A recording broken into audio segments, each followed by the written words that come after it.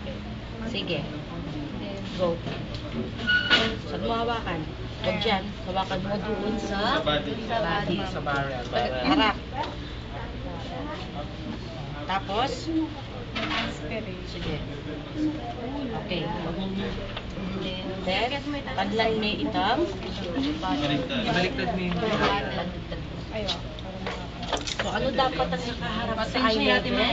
It is the number. Pila niya, ma'am? So, ilan? 3? Sige na. Ilan? 0.3 cc. No. Ilan? Ma'am, para mag... Inesty ka. Ilan? 0.9. Ilan air ang pinasok mo kanina?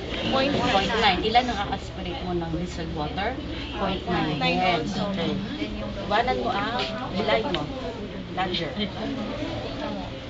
Pwede may hindi gamitan. May nung comfortable ka. Pwede, ma'am. O, sige. Titingnan mo kasi. 0.9. Masobra ka kayo. 9. Sige pa. Baba mo pa. Kasi titingnan mo kung meron siyang air o wala. Okay. Sige pa, baba mo.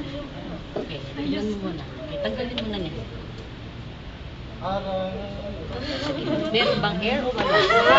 Meron, ma'am. Pag ganito yung air, pitik mo. Pitik! Pitik hanggang tumasa. Okay? Eh, di ba nagpasobra tayo? Tataas mo lang dapat. Okay, kaya lang, marami pa siya, di ba?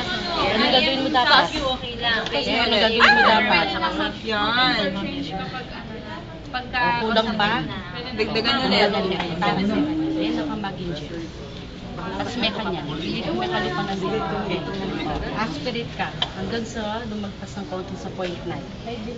Ang number ang nakaharap ng eye level para makita ninyo yung number. Again. Again. Hanggang 9. Sige pa. Okay. Next. Ano papasok?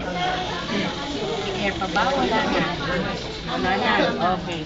Sige. Pag ganyan na yung ano mo, lilipat mo kamay mo, no?